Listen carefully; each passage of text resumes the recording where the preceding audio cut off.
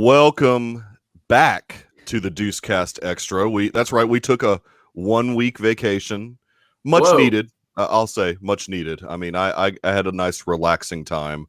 And so I am back here, of course, with Garrison. He back from. Did you have a good week off, Garrison? Yeah, I did. I got some schoolwork done, and now I got final grades in, and now I'm looking forward to the summer semester and these shows we've got this summer. Oh my gosh, we've got 16 weeks of this, and then we're gonna be doing Loki at the. I don't know how this is gonna work. Yeah, it's 16 episodes. I mean, I don't know how this is gonna work. Doing this and Loki at the same time, I'm nervous. Dr. Earl, how was your week off? I'm good. Is there a new person on the stream? Yeah, I didn't want. I know Rhett's going to be super excited, but we have a clone trooper here. No, I invited Doomcock onto the show, so Doomcock is here. Who is it? Whoa, who's our mystery guest? No, this is our special. Look, here's the deal. We're doing a Star Wars show, so I wanted to bring some Star Wars clout from an actual Star Wars podcaster, Nick Milky of Podcast of the Wills. Welcome, sir. Thank you so much. I had this whole I was going to play off the clone trooper thing that has buttons that make noise, but when we got to Doomcock, I was done. There's nothing left. There's nothing left to do there. It is a pleasure to be here, and I mean, what better intro than that? Yeah, I had to go there. When I saw the helmet, I had to go there. It was a no-brainer for me to go there. And anybody that wants a fantastic Star Wars podcast, please, Podcast of the Wills. Mostly fantastic because I was on it a couple weeks ago. Absolutely.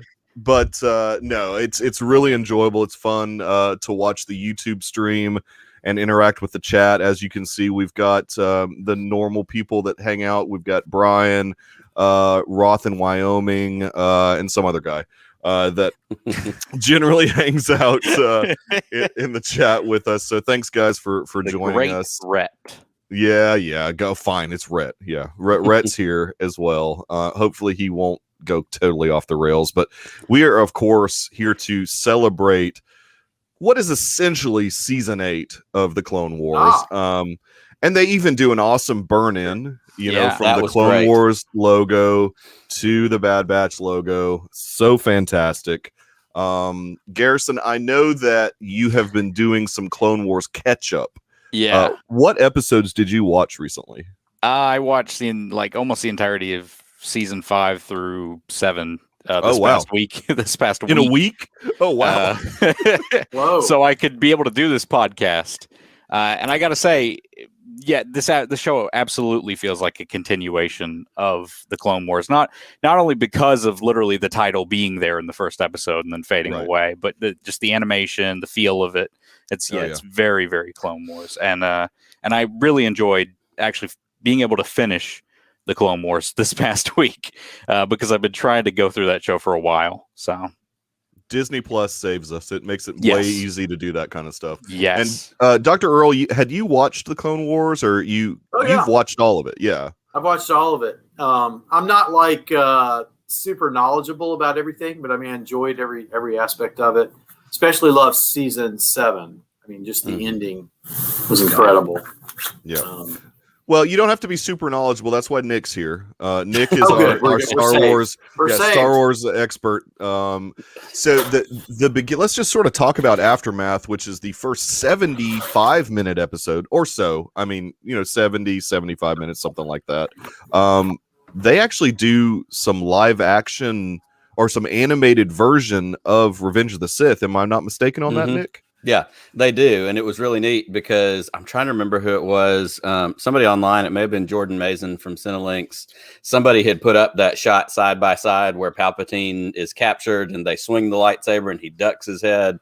And it was the side by side of the originally shot one and the animated, remake of that scene. So there are a couple little bits where they do that. And of course, I saw somebody online and I was immediately on board for this. Now we need a fully animated version of, Revenge of the Sith.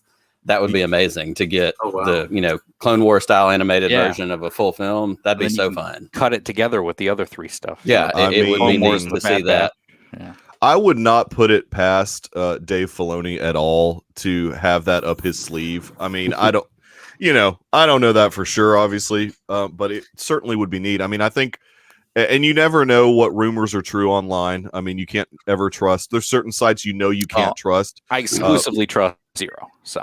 Is that your exclusive? Okay, well, that's Did you say Man, I Mike left Zero? my source. Yeah, I left my backwards hat in the house. I can't be Doomcock and Mike Zero tonight. I know, Sorry. exactly. But I mean, apparently, that Filoni has said in an interview somewhere that he is working on some feature length, movies for Disney Plus.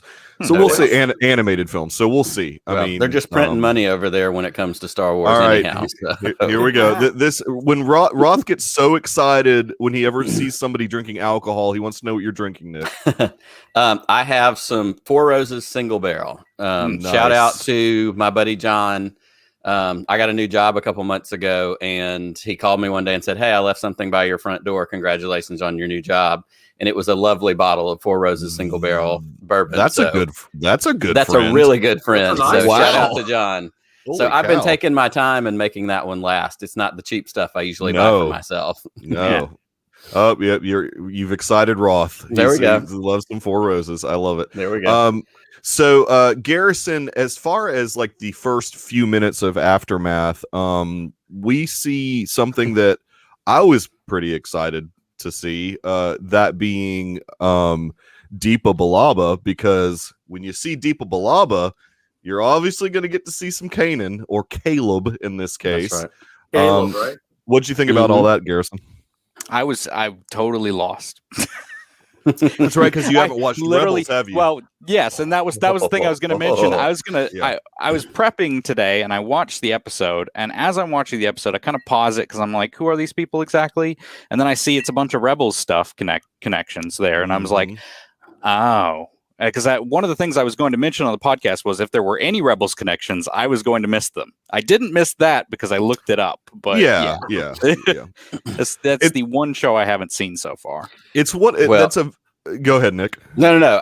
I'm about to take it on a whole other thing if we get into Rebels. So finish your thought. And then, I was going to say it's very Lucasian to come up with a Padawan for a Jedi that we already knew, right? I mean, who knew that Anakin had a Padawan, and who knew that any of the Jedi that were in the sequel or the prequel trilogy had Padawan? I mean, it's very much like they can introduce a bunch of new characters if they want to, but we never happen to see them in the live action version of stuff. So very, very much a Lucas thing. Not that I didn't love Rebels, but it's very much Lucas to say, "Oh, Kanan's Deepa Balaba's Padawan." Everybody knows that. That's it. So go on your Rebels rant, or not rant, but No. It's very much the opposite of a rant. It is indeed a love letter to Star Wars Rebels. Oh, yeah.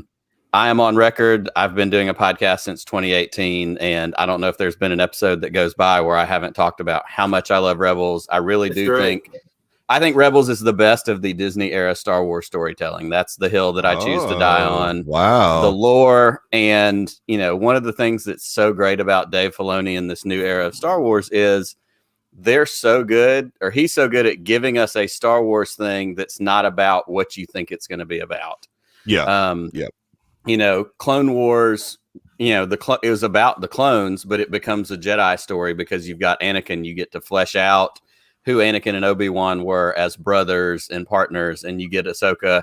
You get Rebels, which is going to be the beginning of the rebellion, but that's a Jedi story. That's Kanan and Ezra, this family thing. Mandalorian was going to be, Wild West shootouts and whatever we didn't know. And now we've got, the father and son story. Yeah. He's waiting for season 3 of Resistance. No, keep waiting. You're going to get there. Keep waiting. Yeah. And so this is my point when it comes, especially as it ties to Bad Batch. I'm of an age where I didn't watch Clone Wars when it was on the first time. Oh, interesting. Okay. I am older than that. I mean, I'm an original trilogy kid. I was out of college. I was married. I had kids. Like when Clone Wars was a thing the first time, like I knew it was around, but I didn't have the time. I didn't pay attention to it. Yeah. And I really got into Clone Wars for the most part because of Rebels. And I've said this a million times too. Clone Wars for me became a reference book for things that happened in Rebels. If it was the Darksaber, I went back to the episodes of Clone Wars where they talked about the Darksaber. Good. If it was, a mention of Mortis or, the Bendu or whatever it was. And so over time, like I got to watch those, but Clone Wars never did it for me. It's still not my favorite Star Wars thing. I would watch Rebels 100 times over original Clone Wars, but it starts to change.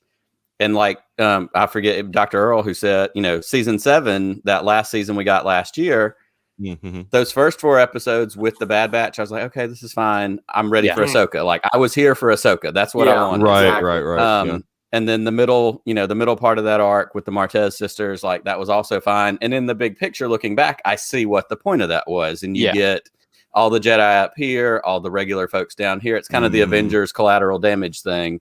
But the first 10 minutes of Bad Batch, like I was wholly in the tank for Bad Batch. Like not only do you give me young Kanan and that story that I knew, but like very quickly, like I like these guys. They're no longer, my joke has been they're going to be Space A-Team. They're going to ride around in their van, soldiers for hire, helping people, solving crimes, whatever. But I feel like that gives me a good perspective coming into the next 16 weeks and being excited about this show because I wasn't 100% in the tank for the clones and the Clone Wars. In fact, I bought the t-shirt the other day at Five Below that has all the clone trooper helmets on it. I wore it last night actually on the show, and one of my girls was like, "Who is that?" I was like, "I don't know who they are." Like I'm at a stage with the original clones that like I need them to stand next to each other, and if it's not Rex, I don't know who that is. Right. And I'm still figuring it out. But of course, the Bad Batch, they're distinctly, they're different enough that you can tell them apart. But it also makes me want to go back and fully embrace Clone Wars at some point, watch it from the beginning, and add that to more of my understanding of some of it. But a lot of that, like I said, starts with Rebels, and so we get that nod at the start of this first episode to get young Caleb or young Kanan, Caleb Doom, what happens with his master. We knew that story from Rebels, but that's the other thing with the Filoni verse, the animated Disney Plus verse of Star Wars, is you can fill things in. And I think the other neat thing about it is, do you have fans like me who want to know as much as I can, who have seen, read the old EU books, have read some of the new books, have done all this different stuff. And then you have a fan like my dad who introduced me to Star Wars and sci-fi, watched, was more of a Star Trek guy than a Star Wars guy. But like when Mandalorian started, he called me after the Ahsoka episode and he was like, "I really like that Jedi with the 2 lightsabers." And that was all. But I was sitting there kind of having a moment of being mad. I was like, people need to know about her. They need to know how awesome she is. But you didn't have to go in and fill the story. So you actually get the best of both worlds. And I think that's part of the beauty of this Disney Plus thing, whether it's through the shows, the animated stuff, or the big films. There's a little bit of something for everybody. There's a little bit of enter where you want to be. If you want to go whole hog and consume all of it like I do, great. Yeah. But if you're my dad and my mom, who my mom never cared about Star Wars until Mandalorian because Baby Yoda is cute, of course, then she has a way in too. And it doesn't have to be, it doesn't have to be comprehensive in any certain way, but it's there if you want it. I don't do comic books, but they're there if I wanted to. It's, there's something for everybody. Yeah. I agree about the Rebels.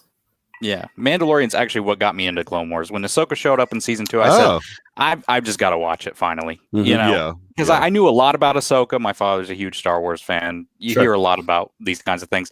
When I was a kid, I saw the 2003 cartoon.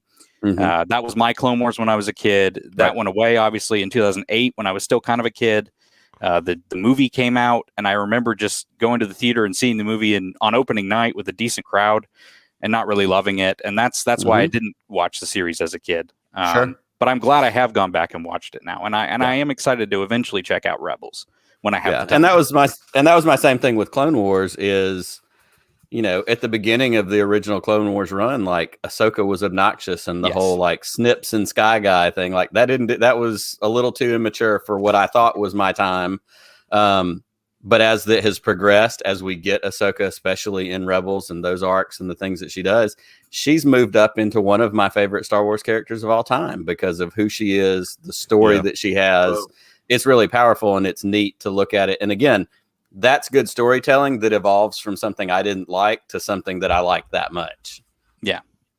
That's Dave Filoni. Yeah, for sure. no, Filoni, really master storyteller from the get go. So let's dive into the episode a little bit. Yes. I mean, what do we make of the fact that it seems like the Clone Force 99 are celebrities? I didn't necessarily get that much from the arc during first one. season 7. Yeah. And then it just seems like every other clone knows who these guys are. Like whenever they show up, they're like a bunch of celebrities, and I didn't really necessarily get that feeling the first time we saw them. Aren't they like special forces, kind of like maybe? Yeah, right. For them. And not to totally jump ahead to Cut and Run, but there's one line in Cut and Run that I really really got a lot out of. I can't remember which character was talking to which character, but the whole concept of it was that the Kaminoans, I don't know, don't do anything by mistake. So anything that they do is on purpose. So I know that, Clone Force 99, they talk about themselves as being defective, but they were actually created by the Kaminoans that way. Same with Omega, which we'll obviously get to. Omega, we're going to see a lot more of that, is my prediction. I guess my big overarching theory has a lot to do with the Kaminoans and that exactly that point you're making. And we'll talk about that more in a little bit.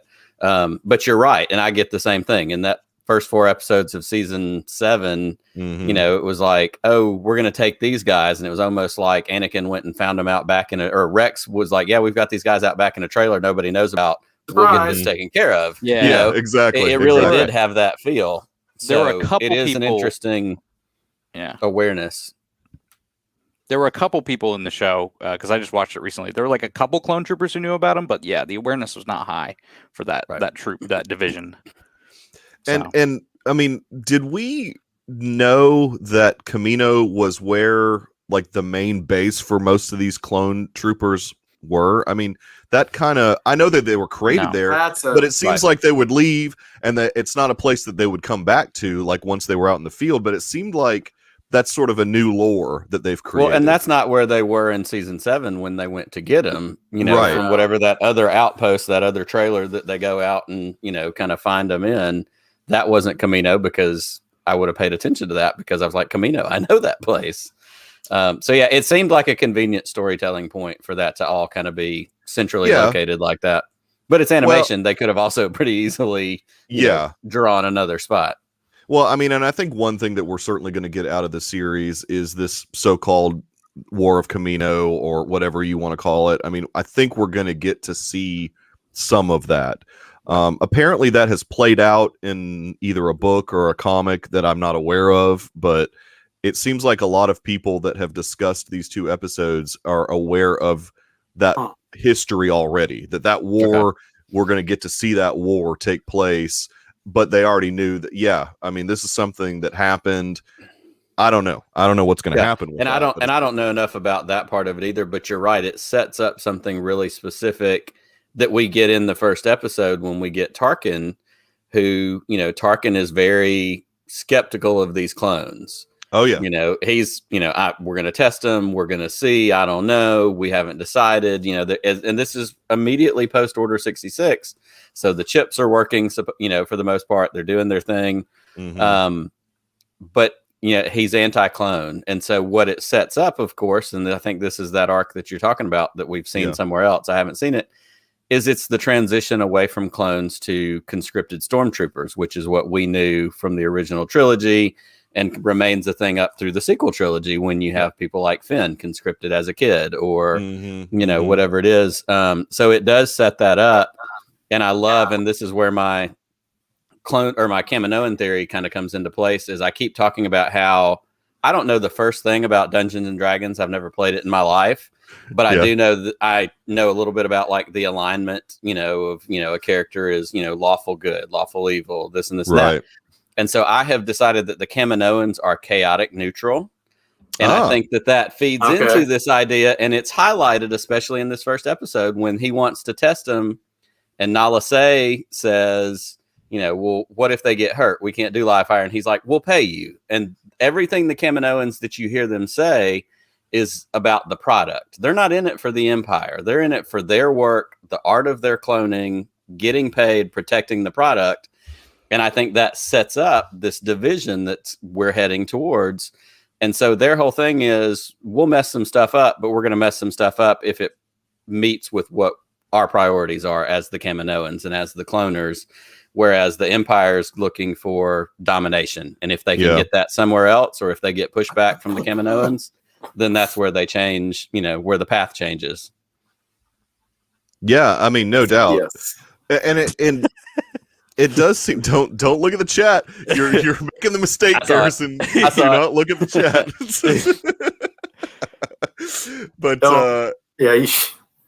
But one thing that I found interesting that we really didn't get in the prequel era is it seems like the Kaminoans have like more affection for these clones than I really gathered. Like you mentioned, Nick, it seemed like it was just a monetary transaction. These are just, we're churning these guys out for war. We don't really have much affection for them. But when somebody comes in and starts talking bad about them, they're almost like, wait a minute, we're pretty proud of our work here. Don't talk bad about these guys. And I thought that was an interesting twist on the whole concept of it. Yeah. Earl, you haven't said much. I mean, what were your thoughts about some of the first parts of the episode? Well, let's jump back. I think we need to go back to like when Caleb Dune was escaping, and we realized that one of the Bad Batch, their inhibitor chip, what's it called? The chip that's given the Order 66 is still intact. And we start to see a division off one of, who's my namesake, by the way, Crosshair. Yeah. I'm coming after the Bad Batch. So yes, you are.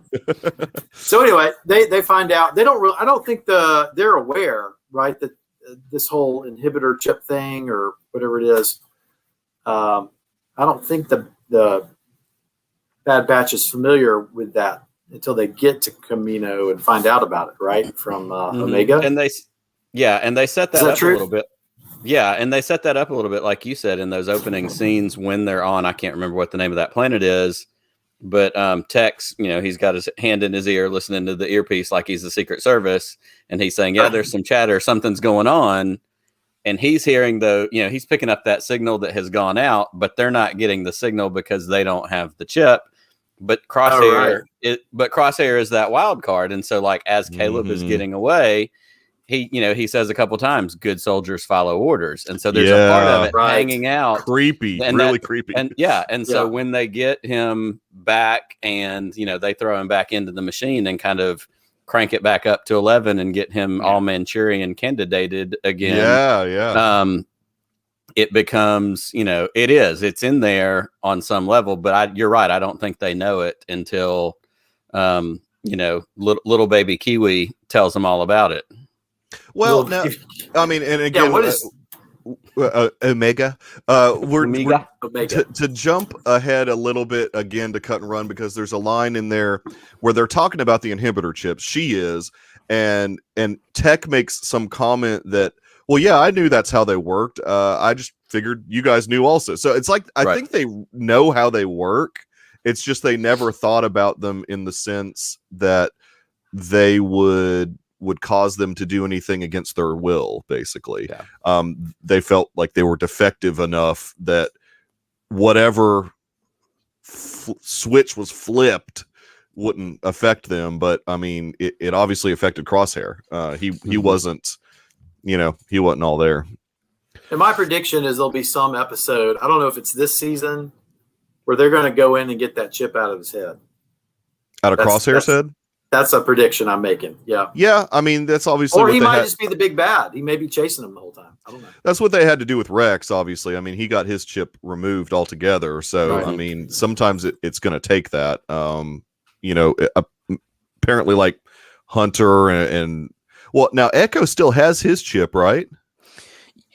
They seem to basically say that whatever was done to him, that he's more machine than man, and more it's machine not than affecting man. him. Yeah, they did use that line. They did, yeah. They said he's more machine than man, but yeah, they essentially said that all the stuff that happened to him in those season 7 episodes fried his chip. So his seems to be neutralized. Yep. So I mean, theoretically, Hunter and Wrecker, their chips should still be there, but they're just not being affected like Crosshair was, which is really interesting. I mean, you would think that those chips would affect everybody the same way. They can write it off with mutation. Yeah. Yeah. I mean, they're what are they? Deformities? What do they call them again? Is that what they call them? Defective. Defective. Okay. Defectiveness obviously is repressing it in some way. Well, I think it's defective. They're not. I mean, that's my whole point. I think it's intentional. Yeah. It's intentional, which sets up the possibility, like we said, about this, whether it's a War of the Clones, whether it's a Kaminoan, whatever, that transition, it has the opportunity for the Kaminoans to have also put in there some sort of backdoor code that right now the Empire is in control. But if at some point things go sideways, the Kaminoans punch a couple buttons and all of a sudden they're theirs again. And that's where you get that separation. Oh, yeah. Go collect that money from the Empire. They said, that's flip the switch. It's time to get our money paid. That's a good point. Yeah, I didn't think about that. They've got to have some backdoor thing. I mean, they wouldn't just allow the Empire to completely control them fully. They seem too calculated for that. Yeah, they do seem way too calculated. Yeah, and Roth, to your point, I don't know if it's going to be episode 3, but I know we're going to see Wolf and Gregor at some point during this series with Rex. I think Rex is hanging out in episode 3, but I mean, yeah, Wolf and Gregor will be around. Yeah, and so I mean, let's jump ahead to this interesting new character. Very Ahsoka-like introduction in a way where you've got a child. Now, Omega, I found a lot less annoying than Ahsoka was in the original Clone Wars movie. Yeah, Master! I mean, yeah. Oh man, it was a rough start for Ahsoka. She definitely seems more mature.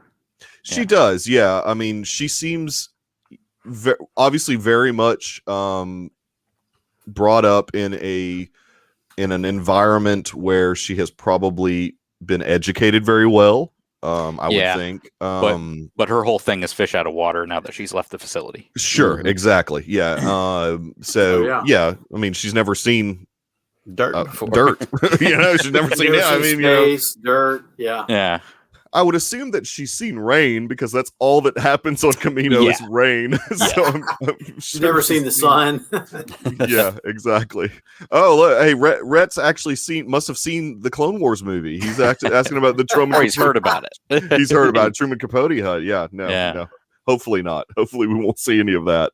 Although that character was pretty. That was in the movie, right? That was in the movie. Yeah, that character. Well, Andy came back, I think, didn't he? I think he did at some point in the series. I don't know. It's been so long since. I mean, that's the thing. That some of these characters that, especially that we meet in Cut and Run. I mean, that was like season 2 of the Clone Wars. I mean, it's been a long time since we've seen that particular character. Yeah, I was like, hey, that's that character. I don't really remember what he did in the Clone Wars, but I saw him recently. Right, exactly. I think Roth may have a good statement in the chat. Yeah, I mean, I know a lot of people have this theory. I don't know.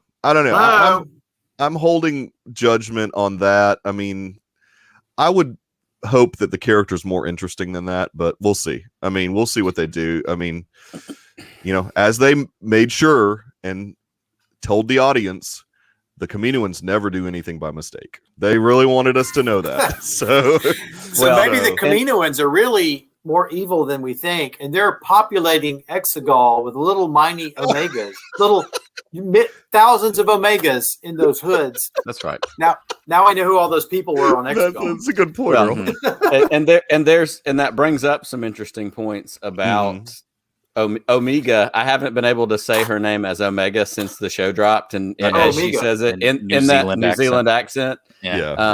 She's Omega, and of course that also makes me think of James Bond talking about his Omega, Seamaster watch. So, but that sets up with her, and Disney's been planting these seeds for a couple of years now. We have Rise of Skywalker, we have a cloned Palpatine, the Snoke's in a jar, all of that stuff.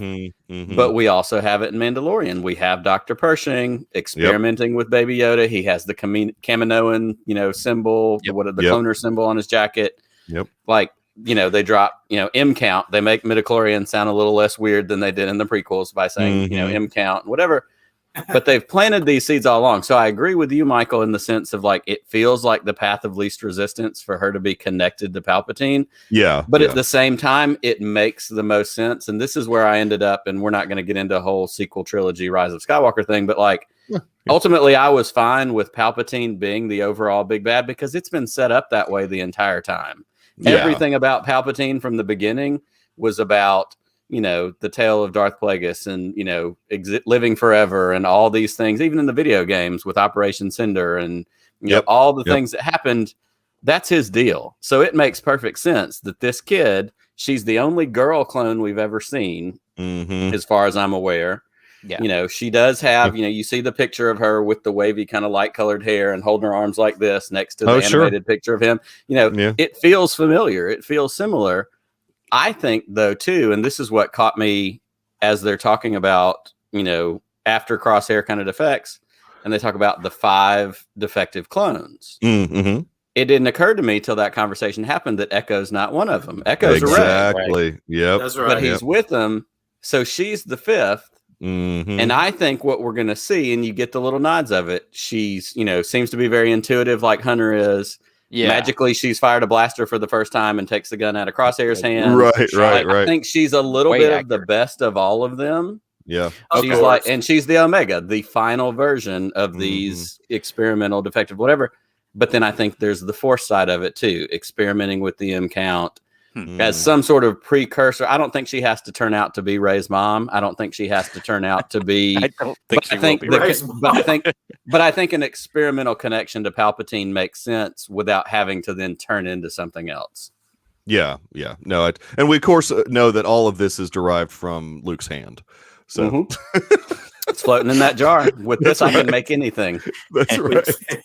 That's where we're getting Luke this season. Yeah, exactly. Oh, maybe she's Luke. Who knows? Good grief. No, the EU. Gotta love it. You were going to say something, Ryfin? I was. Well, yeah. Okay. So it was. Yeah. I was just going to say that. Yeah, I wondered what her ability was, because everyone had an ability, and that's a great thing to point out, that she is very perceptive. She's very smart. She seems very smart. And she was automatically like super accurate with that blaster, and that's something that they pointed out.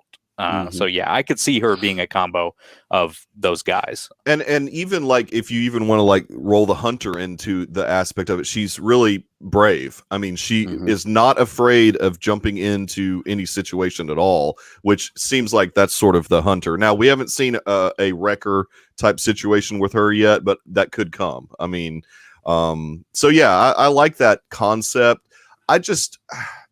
I would be okay if she was Force sensitive somehow, but I don't know. The whole Palpatine thing, and I get it, that's what we're leading up to. And we have to sort of thread some of that in every once in a while, because obviously that happens in the sequel trilogy. But I don't know. I feel like that's more of a thing they'll thread into Mandalorian, but I guess we'll they see. could. Sure. Yeah. I mean, and I think the other wild card connecting point could be that Hunter is Force sensitive, and that's where a part of that whole Hunter sensitivity, and she again is the refined version of that. I think I wouldn't be surprised if we see one of the actual Bad Batch be Force sensitive somewhere along the line. Yeah, no, that very well could be. I mean, I like it'll be Hunter if anybody. It would be Hunter if it's anybody. Although it'd be a nice curveball if it was Wrecker. But he might be my favorite of wouldn't them. Need the lightsaber. Yeah, he might be my favorite of them, because he seems like really. He's the typical tough guy who has a sensitive, side to him as well. So I like that character quite a bit. I think it's a fun character. Doesn't he have like a little teddy bear or something? Yeah, he's got a little stuffed animal, which you like got, Lula or you know that I love stuffed animals. I've got like a wall full of itty bitties over here that I keep off camera because I'm afraid that I'd get my man card pulled if you saw how many itty bitties I had over here in the corner. It's okay. I bought a stuffed R2 at Target the other day. So there you go. There you go.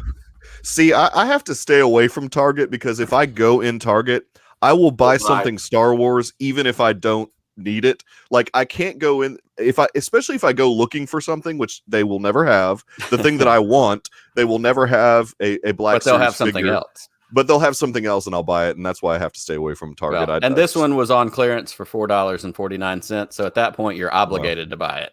Exactly, yeah. Especially if it's on clearance. I mean, that's a given. I've got shelf space that I need to fill with something, so I might as well fill it with needless things. Exactly. So one of the things, and I'm losing track of necessarily like what part of the episode we're in here.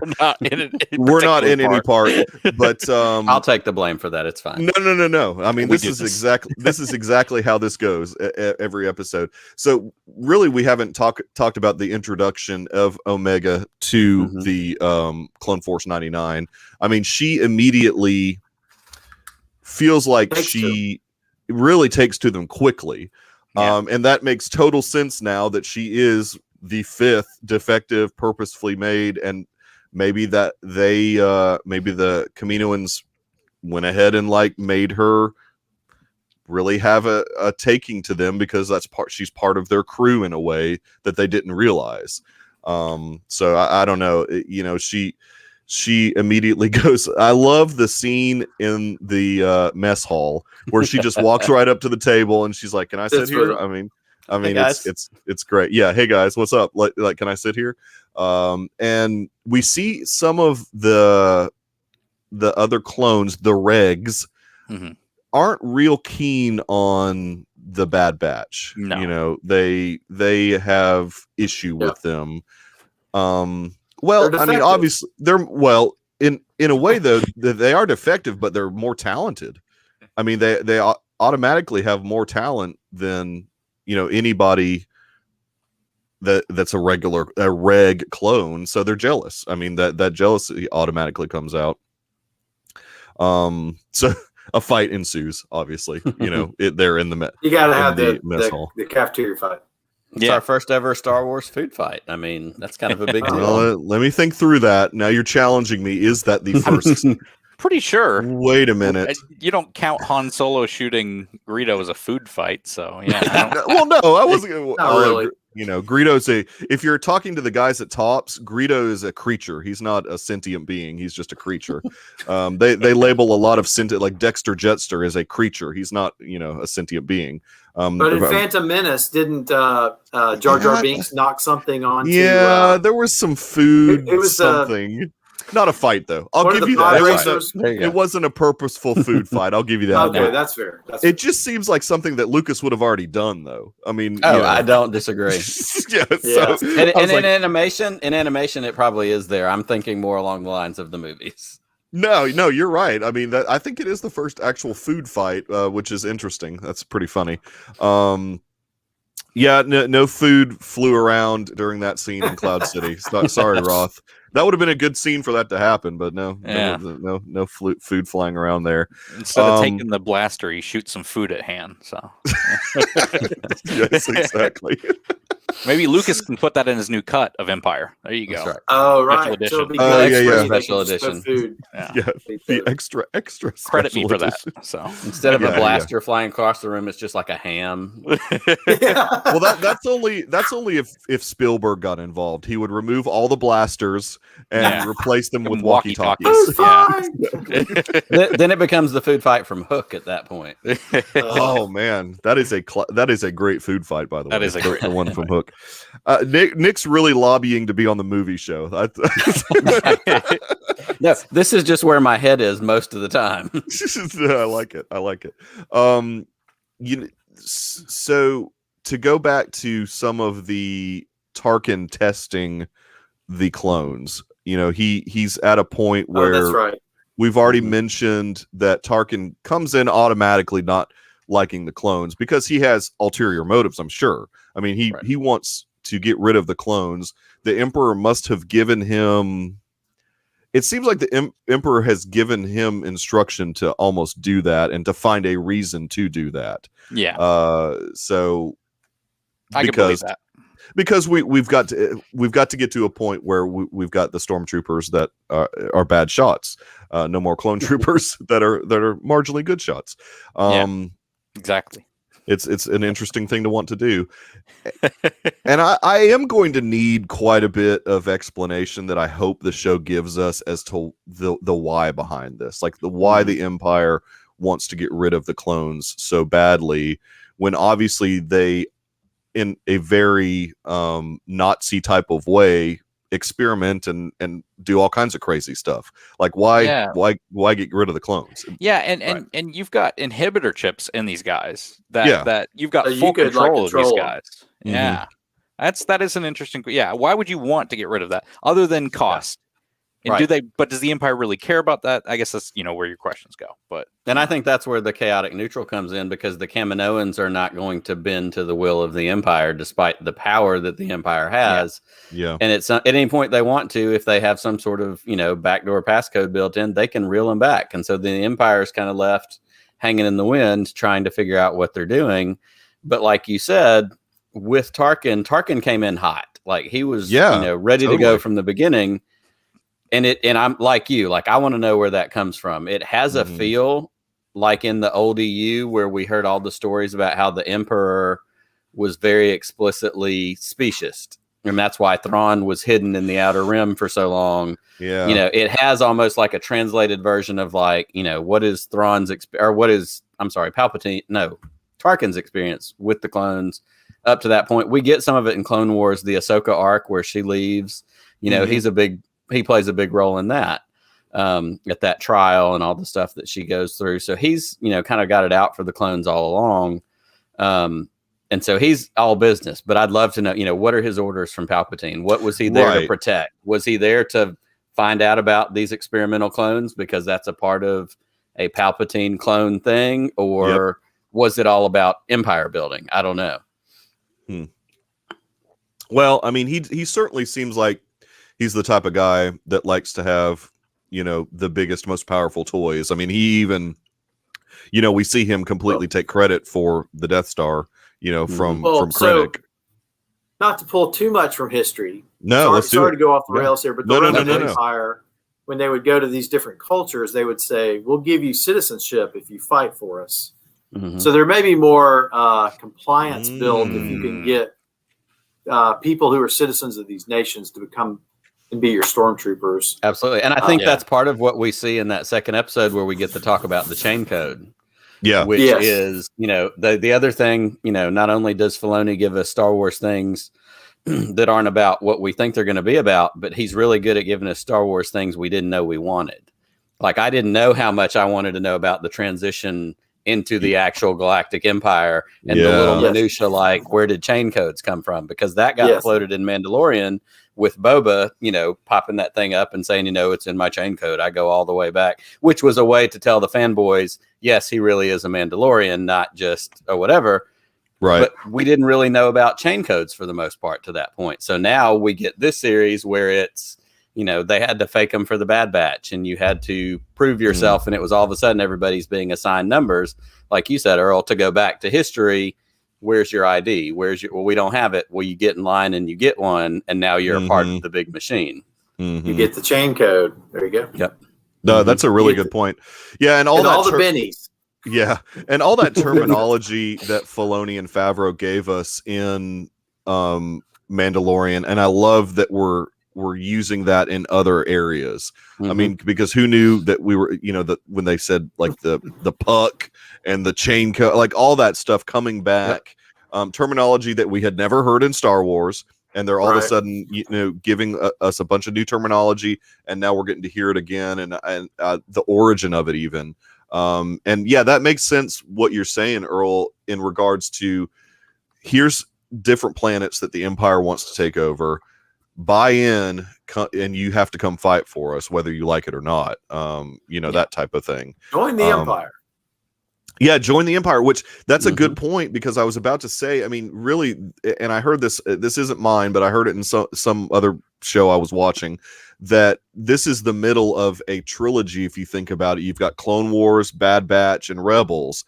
Rebels was all about, at least the first season was all about how Lothal was, taken over by the Empire, and join the Empire propaganda was everywhere.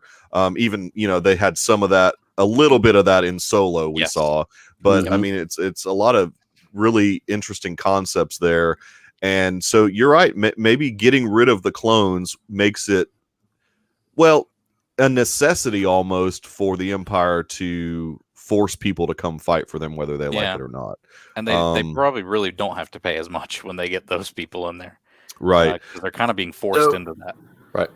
The Battle of Camino you mentioned. Yeah. Do you think all of the clones are going to be gathered at some point, and there's going to be an attack? I think And we're then going to see the some. bad I think we're going to see some genocide here. I mean, like I'm just wondering if they're just going to kill them all. Like they could just literally attack. I mean, I don't know. Well, I mean, if this is the middle, this is Empire Strikes Back, right? So it's going to be dark. I mean, something bad's going to happen. Rebels. There was some hope towards the end of it. It didn't necessarily start well, but things ended well in Rebels for the most part. If this is our Empire Strikes Back, we're gonna get something bad, and that's got to be part of it. I mean, we've got to see, because the jump is when we get to Rebels, there aren't any clones left. I mean, Right. they're gone. So we got to That's see right. that. We've got to see that in this series. Well, and what if? And here we go. Get it Yeah. out there. Get it out there, everybody. Hashtag chaotic neutral. Let's get it going on Twitter. What if it's not, like you said, Dr. Earl? What if it's not an attack? But what if the Kaminoans decide we're done with this? The Empire didn't hold up their deal, and they just turn them off, and they're no longer obedient, and they just get to walk away With the because inhibitor you chip, have- they just- because they have free will all of a sudden, just like that, and I don't know how they know it. I don't know the details of that, but like, what if that chip gets just turned off? They have free will, and so then you get to pockets of clones hiding out around the galaxy. You have Wolf and Gregor and Rex on that planet in Rebels when they find them on the run, or whatever it is. But instead of it being, that upsets expectations a little bit. It leaves the Empire almost holding a different bag completely. With, we have to figure out, and the threat from the planets that they're trying to hold, and these clone troopers just walk off the job. So maybe it goes in an unexpected way where the Kaminoans just go, well, you don't have this anymore, and they move on. I don't know. like that. Crazy. No, I like that. Well, yeah, I mean, I guess the thing that we don't know is how much they are capable of, and that being the Kaminoans, with the use of these inhibitor chips. Sure. Yeah, that's one aspect that we don't know, but stands to reason they've got some control over them that the Empire doesn't know about. Probably, but I believe the Sith created them, right? Sith? Didn't they? Wasn't that Lord Tyrannus and Sidious? Didn't they work? Well, no. I think he just fronted the money. I don't know if the inhibitor chips, I think, are complete, Kaminoan thing. I think that the Lord Tyrannus stuff. Don't read the messages. Good God, Red. Don't post that one. You need serious help. Rhett found the line. It's behind He him. did. Yeah, he seriously behind. needs some help. So, you think that's bad? Check out Kingdom Comics on Facebook. Yeah, I know. I know. Yeah, we know about that. I know about this. Good grief. So- All right. Go ahead, Dr. Earl.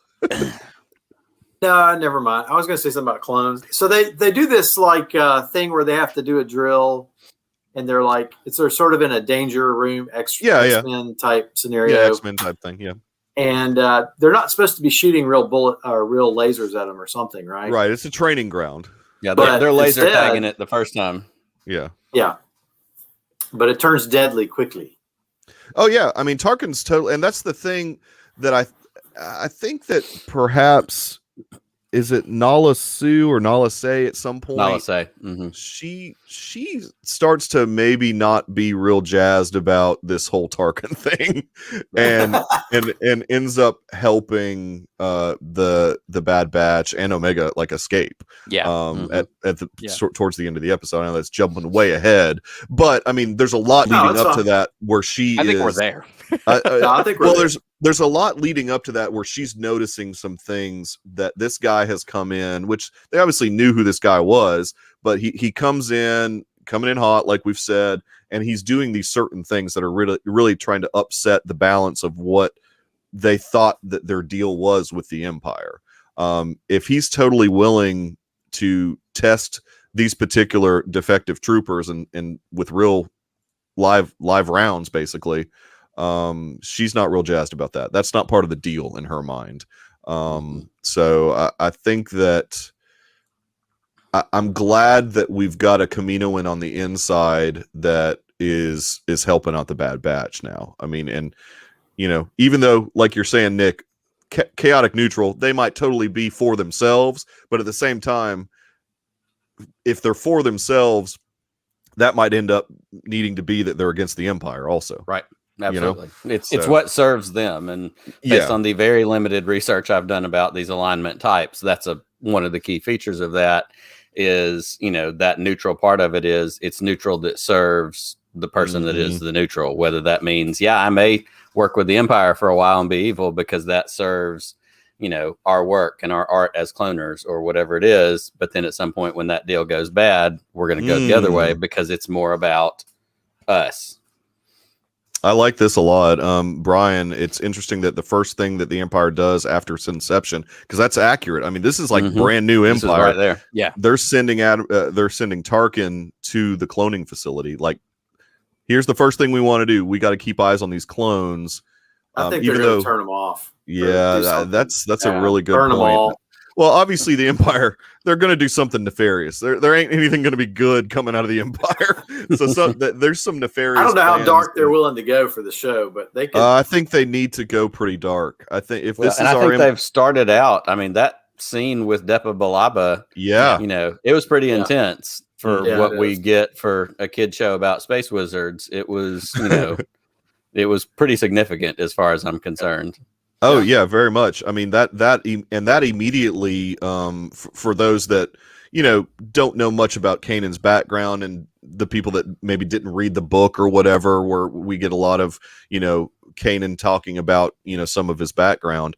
I mean, this informs the character quite well, even if you never read any other source material. He witnessed his Jedi Master get cut down basically. And he's on the run at that point. And that's all you really need to know about that character to set up well for how he is in Rebels. So yeah, it was a pretty intense scene, and I think we're going to get quite a bit more of that. I think that I don't think all the Bad Batch are going to make it out of this series.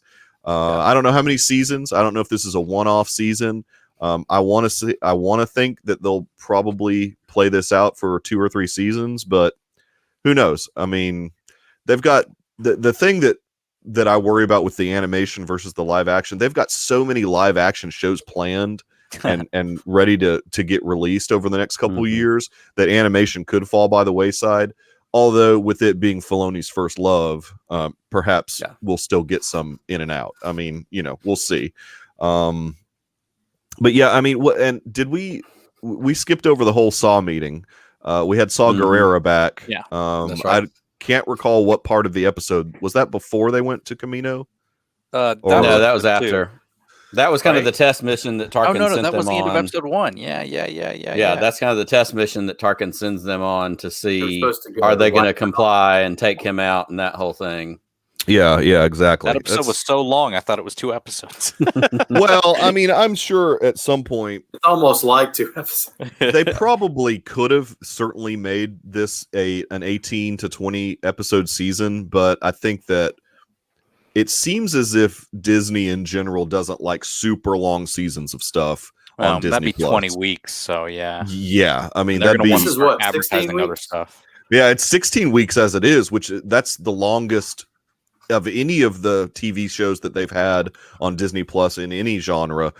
16 episodes is long. Now, they're only 30-minute episodes for the Marvel's going to stick to 6 to 10. I know that. Right. So. Yeah. Well, and we've also already seen the effect of that because Loki moved from Fridays to Wednesdays. So that they're not dropping, 2 things on the same day. Yeah. And so you're going to get Loki. Yeah, you're going to get Loki, and then we're going to get Book of Boba Fett in December. So, there's going to be stuff, whether it's Marvel or Star Wars, either one. Yeah.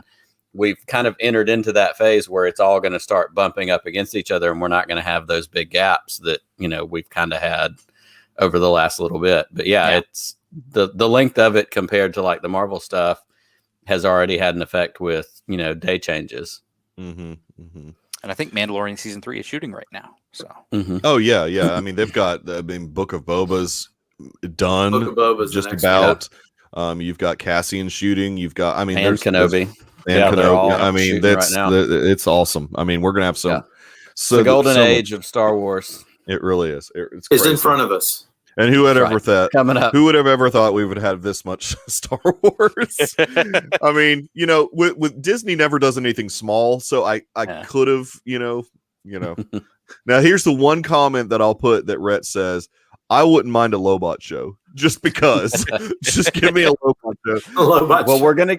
You want Cloud We're gonna City get Joe. whatever the Lando thing. Oh, that that's was right. There floated is a in December, Lando. so Yeah, surely I we're gonna forgot get about some that. Lobot and Lando. Yep, Yeah. That's very true. I love that. Origin of Lobot. There we go. The most significant thing, I guess, from the Saw meeting was basically the Bad Batch. They're not going to listen to Tarkin. Right. I mean, Yeah, that's basically what we're getting out of that. And Tarkin now knows that. And so they are on the run at this point. Mhm. I mean, and they, and Omega decides that she wants. Now, did Lama Su Nala say send her, or did she choose to go? I couldn't remember that whole aspect. Like, I think were she they chose to afraid go. that? I think she chose to go, but Nala Se kind of said, "Hey, everybody, look the other way," Yeah, Right. knowing that she was going to peace out. and I'm gonna keep Yeah, this door I open mean- so they can escape. Yeah, At that point, they're on to Tarkin. The Kaminoans are on to Tarkin, and if she had Right. stayed behind, it probably wouldn't have been good for her. No. So what Because- are they protecting by letting her go? That also builds that question in there. Yeah, If, she's the last prized Omega whatever, Mhm. again, Kaminoans are very intentional. We've said it several times. yep. If Yep. she said, let me keep the door open and let you get out of here with them, what does Nala say? No, she's sending out the door in order to, mess with Tarkin or whatever. Well, I mean, no, I think there's some of that, but it's also like to protect her. I mean, Tarkin would be. Oh, absolutely. Yeah. So it's there's a lot going on there, and so they're on the run. The first place that they decide they want to go is,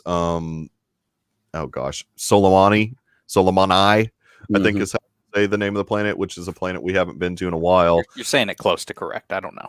Yeah, I'm close enough, man. Horseshoes and hand grenades, right? So they're going to hang out with Cut LaQuain, who we have not seen in a long time. In a while. Yeah. What season was he? Is it 4? 2. Or, I think it was 2, like I season think, 2. yeah. I think it was like 2. all the way back to 2. Wow. Mhm. It was it a was- while ago. Yeah, and he was a big deal because it again is telling the audience that may kind of know all about these clones and the inhibitor chips just in general. If you're a real Star Wars nerd or whatever, you know about the inhibitor chip aspect of the clones. This is showing your audience, well, hey, it's possible that we could have a clone without an inhibitor chip, whether they remove it themselves or who knows what. But that possibility gets planted, or that seed gets planted back in season 2. And then, we go from there. But it was almost like I was trying to determine, what was the purpose?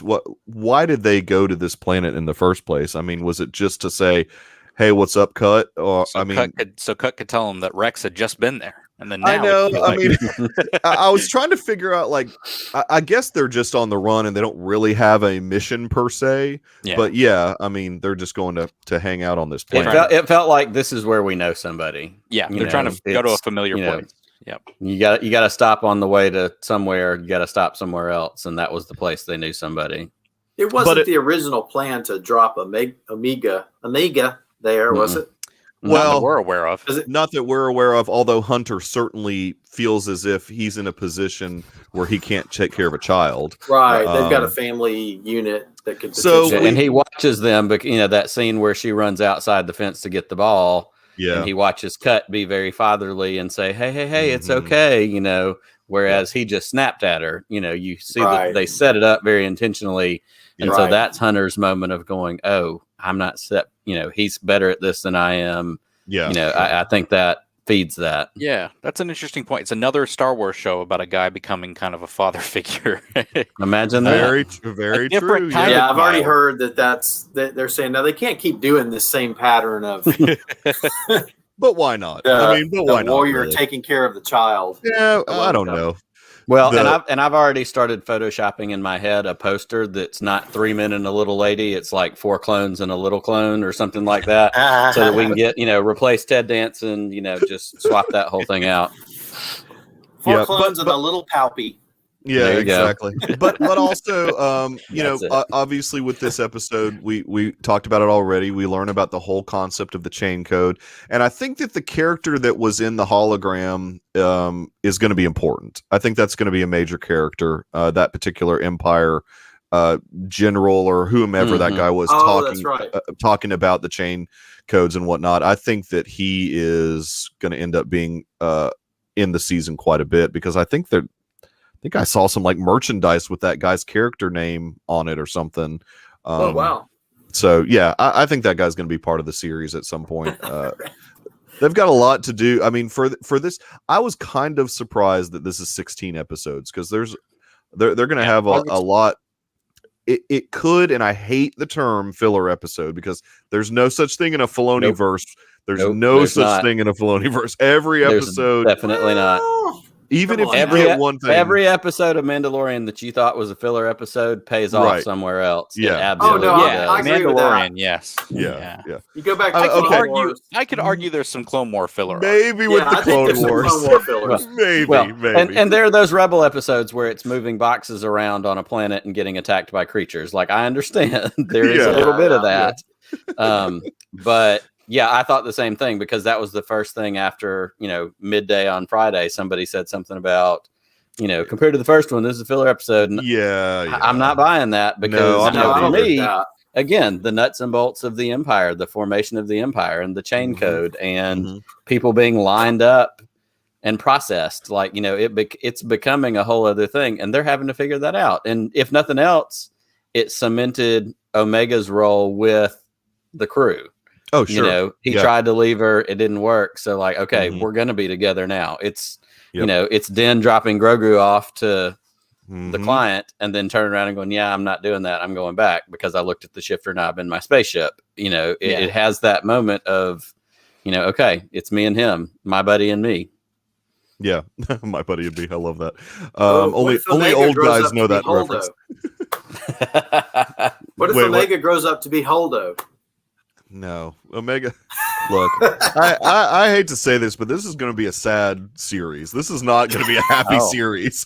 There's not going to be much happiness. We're going to get pockets of happiness, like when we get to see Omega discover dirt for the first time.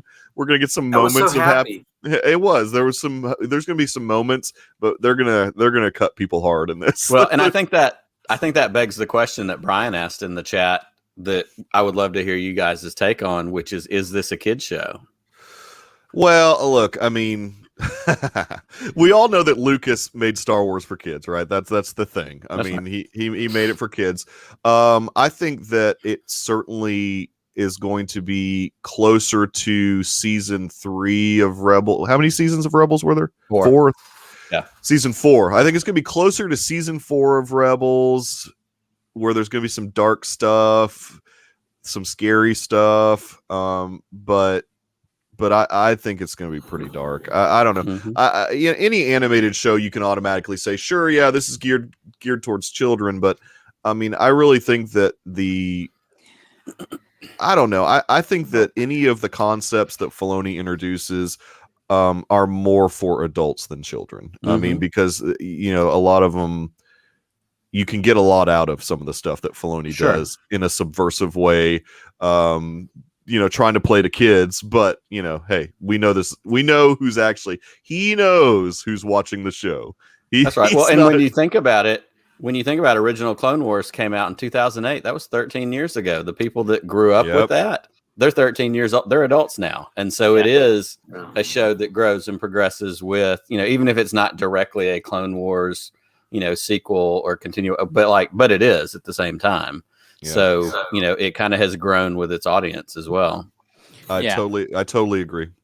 Yeah, most of Star Wars is kids content, but there is some. I mean, there's some dark stuff.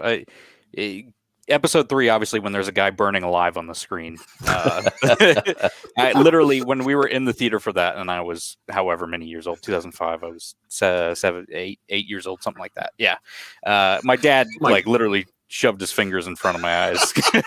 I was gonna say that sounds like something your dad would do. I love that. So yeah. You're not ready for this, Garrison. They can touch on some dark themes. Yeah, for sure. Well, the thing that they will always do is they're not gonna, even with Deepa Balaba, they'll cut away. You're not gonna see the Jedi get murdered or anything, but you're gonna know it happened off screen. I think that a lot of the stuff that we're gonna see will be off screen. I don't know how far Filoni will go or how dark he'll go. It seems like there's always a line with him. Like he's not going to be willing to go too dark and just murder everybody. But which is good. Yeah, it's not Game of Thrones. Exactly. Yeah, no. I mean, not everybody's going to die, but I think you know that not every one of these Bad Batch members are going to make it through this. Omega, who knows what's going to happen to her? I mean, it's going to be. We got a lot of season left. So. A lot of speculation here. I think that would kill a child in a child show. Ooh. I don't think they're going to do that. Well, I don't know. I'm trying to think if there's precedence for that. Luke's going to show up and take her away too. Luke, it's just going to become his new thing. Luke has traveled back in time. So I'm pretty sure we're going to see Ahsoka. I'm sure you cannot have a Filoni series without Ahsoka. So I bet Ahsoka's going to show up at some point. And Vader's going to show up. Vader's going to show up at some point. Now, the thing that will rock the Star Wars fan community, though, is if Rosario Dawson is voicing Ahsoka. That would just... If she shows up, they'll let Ashley do it. I don't doubt that. Yeah. Oh, I know. I hope so. But, man, that would just destroy... Like if some Disney executive that wouldn't be a good idea. No, it wouldn't be. Exactly. Like if some Disney executive who has no clue about anything forces Filoni to use Rosario Dawson, that would not be a good thing. That would not be a good thing at all. That would the Filoni would walk. He would be like, "I'd take my name off of this." It won't happen though. But all right. Let's wrap up here. We've got an hour. Good grief, we've got an hour. These shows are not supposed to be an hour long, guys. No. Well, we did have 2 episodes to cover. This is true, Dr. Earl. You're right. I will give almost 2.5 episodes. Yeah, exactly. So, any final thoughts, Garrison?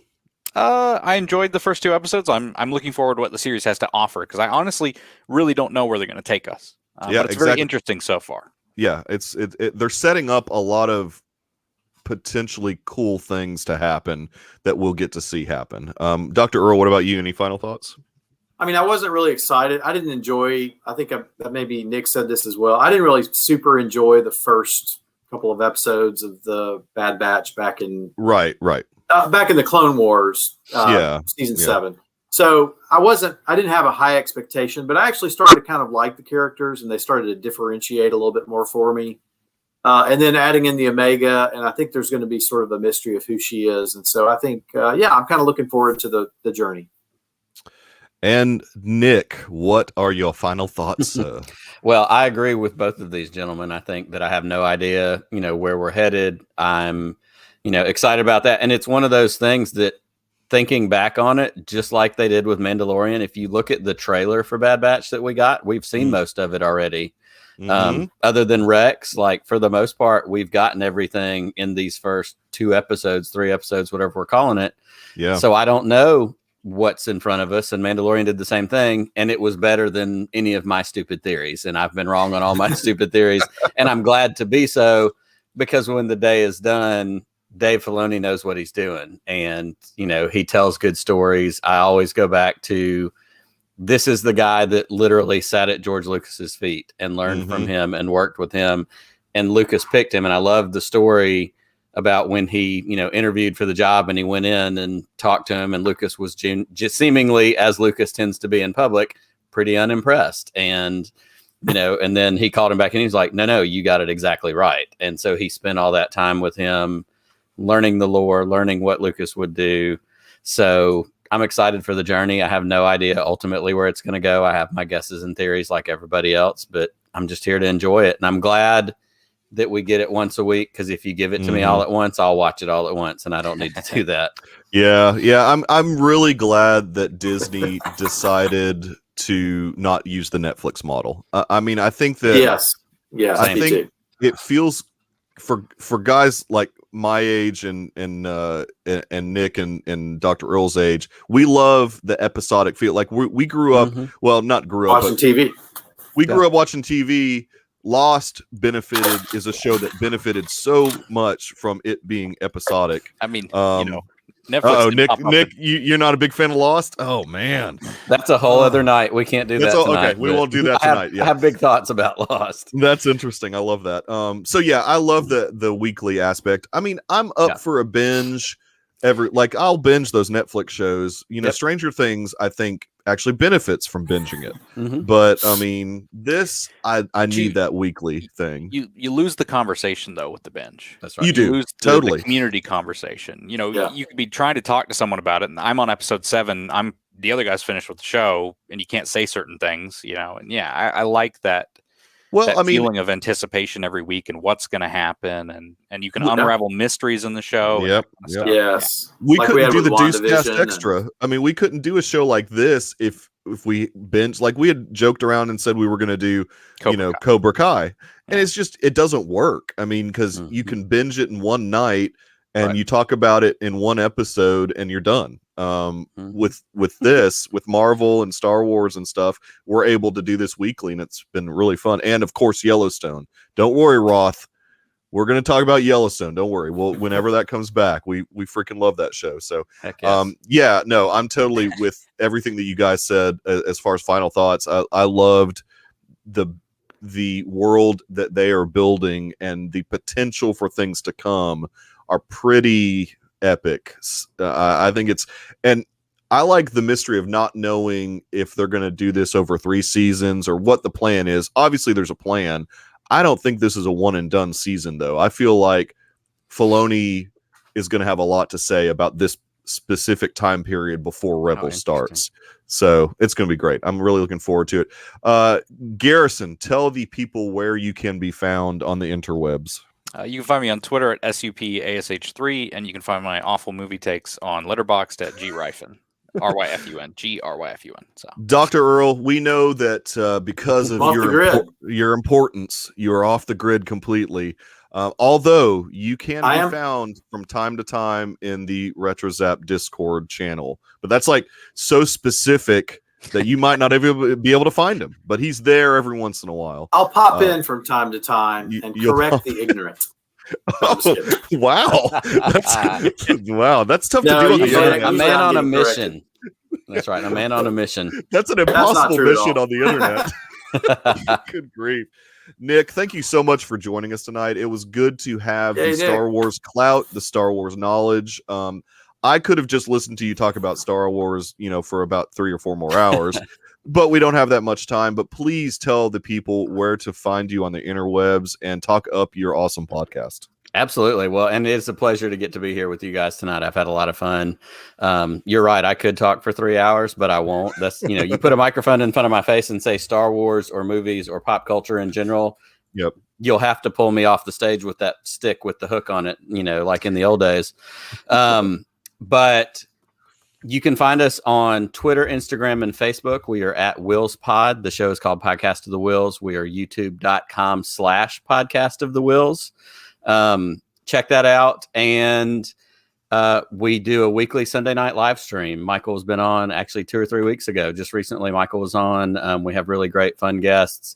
This coming Sunday night, I have Heather Antos. Heather is an editor at Marvel Comics, and she worked on Star Wars, and she has recently come back into the Star Wars realm.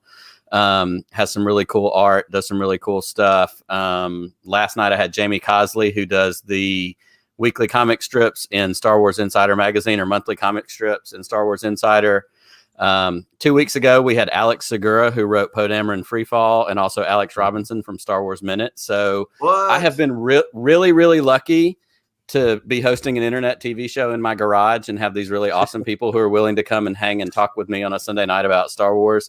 So it's tons of fun. I say this joke all the time, but when we started this podcast 3 years ago, my co-host Steve and my wife said, "Who do you think's going to listen to this?" And I said, "Honestly, I don't care, because if I get to talk Star Wars with someone else, that's what I'm here for." So I'm having fun. I'm hanging out, and I appreciate anybody that interacts and engages with us. So thank y'all for letting me come hang out and awesome, letting me run my mouth with all of my crazy theories.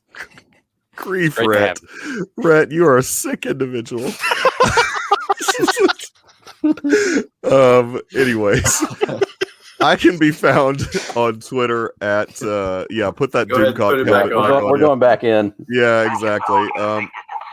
That's awesome. I can be found on Twitter at the Michael Nip. That's generally where I hang out. I do have a Letterboxd account that I'm very actively involved in this year more than any, because for some insane reason I am trying to watch 365 movies this year. New to me. That doesn't even count rewatches. New to me movies. I'm insane. Well, yeah, it's a lot of movies, Earl. It's a lot of movies. But this is what I like to call our TV wing of our greater universe, the Deucecast movie show. We have been releasing a movie-centric podcast for over 5 years. No, how long have we been in? 10 years, right, Earl? 10 years. I don't really keep track of. Yeah, exactly. Yeah, it's been over 10 years that we've been doing the Deucecast movie show. Yeah, man. And we are this year going to be releasing our 500th episode at some point. And then I may just call it quits at that point. After 500, I might be done. Where do we go? Where do we go from there? Luckily, they keep releasing movies, so it's something that we can continue to talk about. Yep. And this year especially. So this year, in 2021, there are a lot of movies coming out. So it's been an exciting journey with the Deucecast movie show. And I've had a lot of fun doing the Deucecast Extra, because I watch a lot of TV also. I find time to watch TV. So really appreciate everybody interacting in the chat. Well, let me say this. Everybody besides Rhett interacting in the chat. Rhett, despite what it looks like in the chat, Rhett is a good guy. I